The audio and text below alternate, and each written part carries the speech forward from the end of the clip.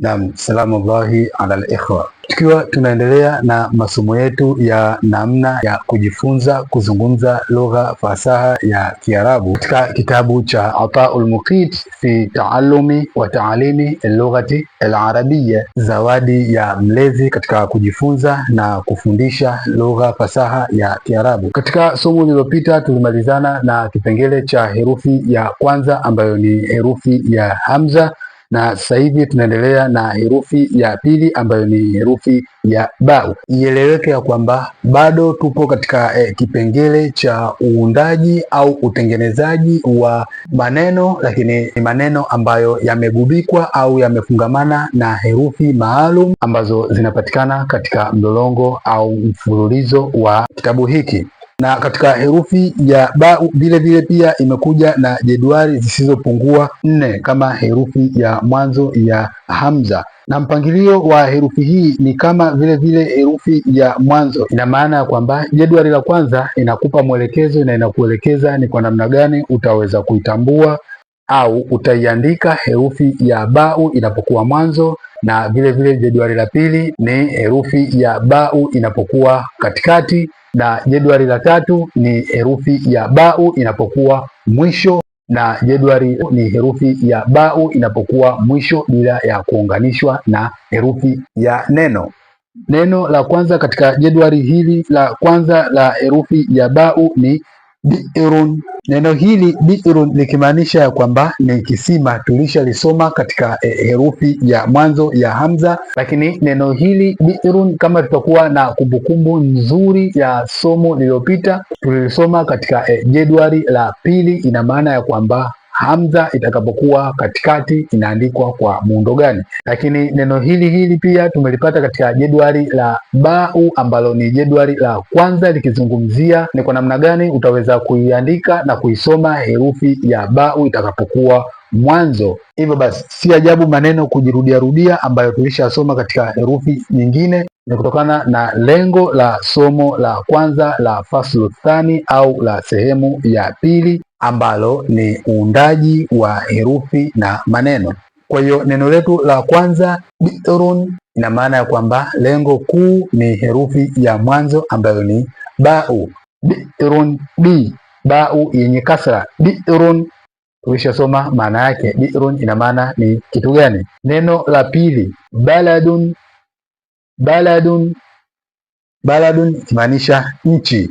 Bi'atun, bi'atun, hili neno bi'atun pia tulishalisoma katika herufi ya mwanzo ya hamza.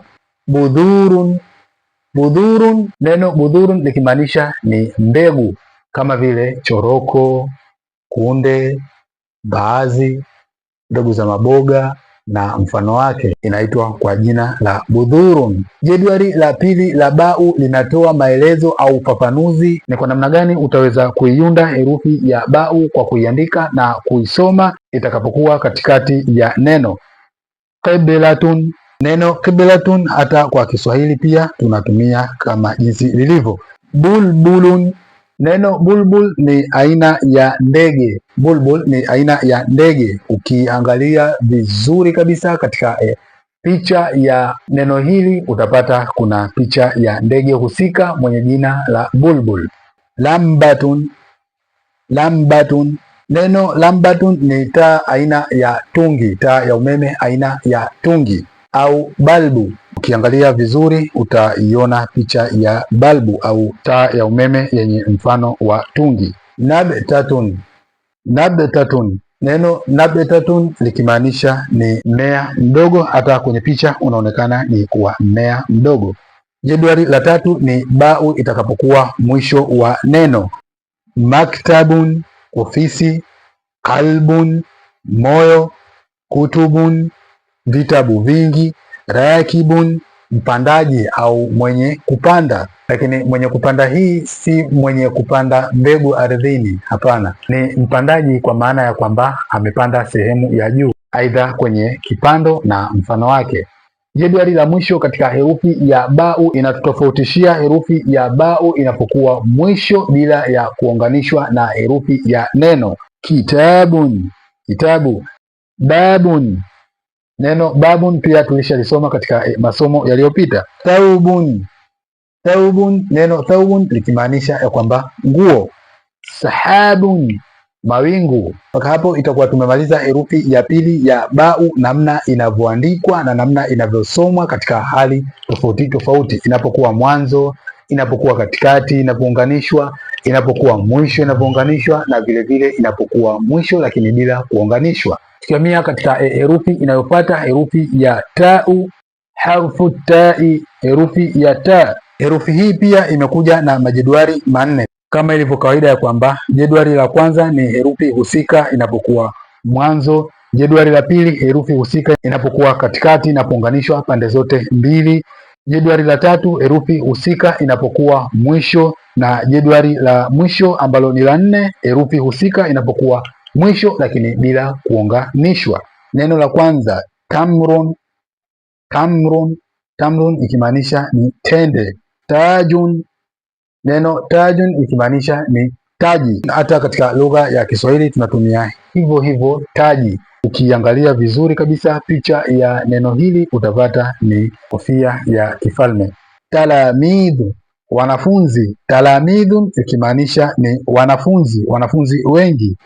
Tusafirun, anta tusafirun, tusafirun, wewe unasafiri. Tusafirun ikimaanisha ni wewe unasafiri. Tusafirun, unasafiri sasa hivi, wewe unasafiri ni kitendo cha usafiri. Jedwali la pili tau itakapokuwa katikati na namna inavyounganishwa katika pande zote mbili katika neno moja. Kitabun, kitabun, neno kitabun tau ipo katikati namna inavyounganishwa. Maftuhun, kilicho wazi au ni kitu kuwa wazi. Tujaribu kutengeneza sentensi hapa, tunapata kitabun maftuhun. Kitabun maftuhun ina maana ya kwamba kitabu kilichofunguliwa, kitabu kilicho wazi. Kitabun maftuhun, kitabu kilicho wazi. Babun maftuhun, mlango ulio wazi. Mutaawinun, mutaawinun, neno mutaawinun, neno hili likimaanisha ni mshikamano, kuwa pamoja katika sekta fulani au kuwa na mshikamano katika jambo fulani.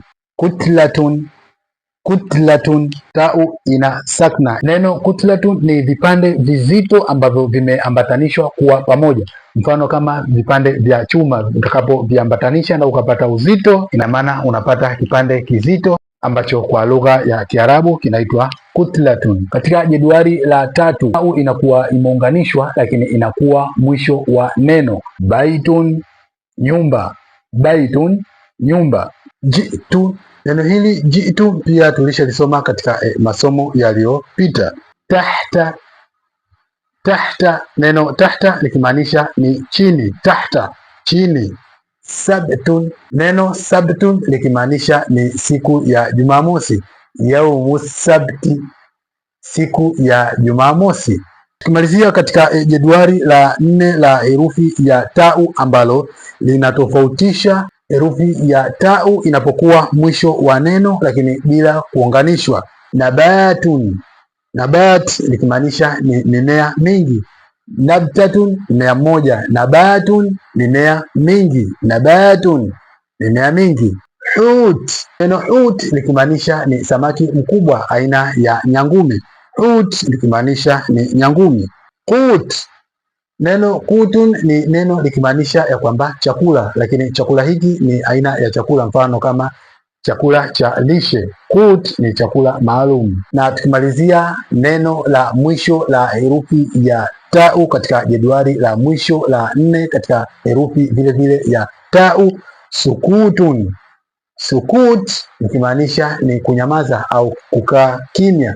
Sukut ni kukaa kimya au kunyamaza. Kabla ya kuendelea na masomo mengine, nikumbushe hatua ya kusubscribe ili tupate masomo mapya yatakapotoka, na tuzidi kumshukuru Mungu. Hatua tulipofikia bila shaka ni hatua ambayo tunaweza kufahamu herufi zinapounganishwa katika maneno ya lugha ya Kiarabu, na vile vile ni hatua ambayo tumepata idea kubwa ya kuweza kusoma maandishi au maneno ya lugha ya Kiarabu, na alhamdulillah spidi ambayo tuko nayo ni spidi ambayo inaendana na hali zetu. Bila shaka tunazidi kufahamu na kuelewana vizuri zaidi, na kama kutakuwa na changamoto ya aina yoyote, hasa kwa wageni, karibuni sana mtuandikie katika sehemu ya maoni, comment section, na sisi tutajitahidi kadri ya uwezo wetu kutatua changamoto hiyo, ili tuweze kuwa pamoja katika safari hii ya kujifunza kuzungumza lugha fasaha ya Kiarabu. Ahsantum.